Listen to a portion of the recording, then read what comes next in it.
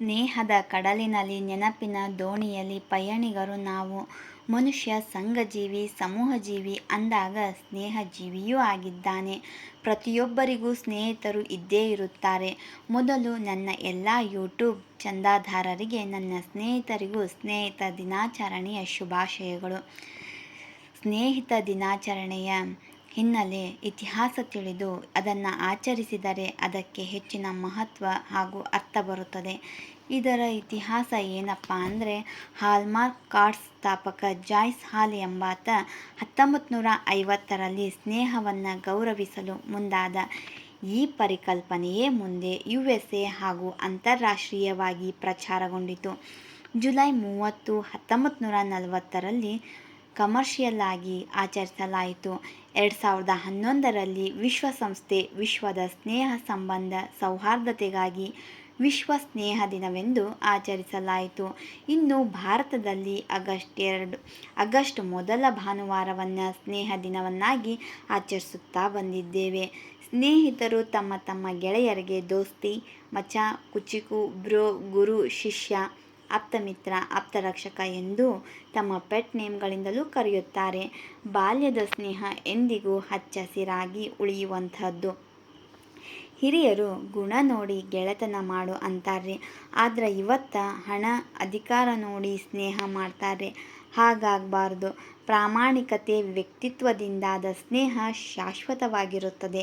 ಸ್ನೇಹವು ಜಾತಿ, ಧರ್ಮ, ಬಣ್ಣ, ಅಂತಸ್ತು, ಲಿಂಗ, ವಯಸ್ಸು ಯಾವುದನ್ನೂ ಪರಿಗಣಿಸದೆ ರಕ್ತ ಸಂಬಂಧವನ್ನು ಮೀರಿ ಸ್ನೇಹಿತ ಅಂದರೆ ಅತ್ತಾಗ ಕಣ್ಣೀರೊರೆಸುವ, ಸೋತಾಗ ಕೈ ಹಿಡಿಯುವ, ಗೆದ್ದಾಗ ಬೆನ್ನು ತಟ್ಟುವ, ಖುಷಿಯಾದಾಗ ಹಂಚಿಕೊಳ್ಳುವ, ನೋವಾದಾಗ ಚಡಪಡಿಸುವ ಜೀವ.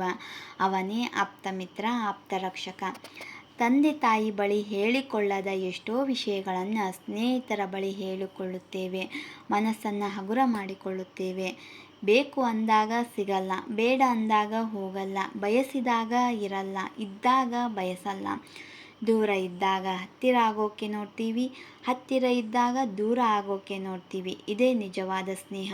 ಒಮ್ಮೆ ಹಚ್ಚಿಕೊಂಡರೆ ಜೀವಕ್ಕೆ ಜೀವ ಕೊಡೋ ಪ್ರಾಣ ಸ್ನೇಹಿತರೂ ಇದ್ದಾರೆ. ಸ್ನೇಹಕ್ಕೆ ಉತ್ತಮ ಉದಾಹರಣೆ ಎಂದರೆ ಕೃಷ್ಣ ಕುಚೇಲ, ದುರ್ಯೋಧನ ಕರ್ಣ. ಕರ್ಣನು ದುರ್ಯೋಧನನ ಪತ್ನಿ ಭಾನುಮತಿಯ ಹತ್ತಿರ ಕುಳಿತು ಪಗಡೆ ಆಟ ಆಡುತ್ತಾನೆ. ಅಂದರೂ ದುರ್ಯೋಧನಿಗೆ ಯಾವುದೇ ಆಕ್ಷೇಪಣೆಯಾಗಲಿ ಅನುಮಾನವಾಗಲಿ ಇರಲಿಲ್ಲ. ಇದು ಸ್ನೇಹದ ಮೇಲಿನ ನಿಜವಾದ ನಂಬಿಕೆ. ನೆರೆಯವರ ಹತ್ತಿರವೂ ನಾವು ಸ್ನೇಹಿತವಾಗಿ ನಡೆದುಕೊಳ್ಳಬೇಕು. ಅಂದಾಗ ಸುತ್ತಮುತ್ತಲಿನವರೊಂದಿಗೆ ನಮ್ಮ ಸಂಬಂಧ ಚೆನ್ನಾಗಿರುತ್ತದೆ. ಮನಸ್ಸು ಯಾವಾಗಲೂ ಸಂತೋಷವಾಗಿರುತ್ತದೆ. ದೇಶಗಳ ಮಧ್ಯೆ ಸ್ನೇಹ ಸಂಬಂಧ ಸರಿಯಾಗಿದ್ದರೆ ದೇಶದ ಅಭಿವೃದ್ಧಿಯಾಗುತ್ತದೆ. ಉದಾಹರಣೆಗೆ ಭಾರತ ಮತ್ತು ಅಮೆರಿಕ, ಭಾರತ ಮತ್ತು ರಷ್ಯಾ. ಜಾಗತಿಕ ಅಂತಾರಾಷ್ಟ್ರೀಯ ಸಂಬಂಧಗಳು ಸ್ನೇಹ ಉತ್ತಮವಾಗಿದ್ದರೆ ಅಂತಾರಾಷ್ಟ್ರೀಯ ಸಂಬಂಧಗಳು ಕೂಡ ಉತ್ತಮವಾಗಿರುತ್ತವೆ. ಪುಸ್ತಕಗಳು ಉತ್ತಮ ಸ್ನೇಹಿತ ಇದ್ದ ಹಾಗೆ. ಅದರಿಂದ ಉತ್ತಮ ಸಮಯ ಕಲಿಕೆ ಸಾಧ್ಯವಾಗುತ್ತದೆ. ಮಹಾಭಾರತವು ಹೇಳುತ್ತದೆ, ವಯಸ್ಸಿಗೆ ಬಂದ ಮಗನನ್ನು ಸ್ನೇಹಿತನಂತೆ ಕಾಣು ಎಂದು.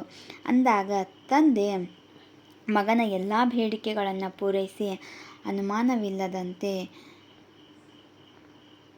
ಮತ್ತು ಅವರ ಸಂಬಂಧವೂ ಕೂಡ ಉತ್ತಮವಾಗಿರುತ್ತದೆ. ಹೆಂಡತಿಯನ್ನು ಆಪ್ತ ಸ್ನೇಹಿತೆಯಾಗಿ ಕಾಣಬೇಕು. ಅಂದಾಗ ಹೆಂಡತಿಯ ಕಷ್ಟ ಸುಖಗಳನ್ನು ಅರಿತು ನಡೆದಾಗ ಮನಸ್ತಾಪ, ಸಂಶಯವಿಲ್ಲದೆ ಅವರ ವೈವಾಹಿಕ ಸಂಬಂಧವು ಆದರ್ಶವಾಗಿರುತ್ತದೆ. ಎರೆಹುಳುವನ್ನು ರೈತನ ಮಿತ್ರ ಎನ್ನುವರು. ಎರೆಹುಳುವಿನಿಂದ ಗೊಬ್ಬರ. ಇದರಿಂದ ರೈತ ಉತ್ತಮ ಬೆಳೆ ಕಾಣುತ್ತಾನೆ.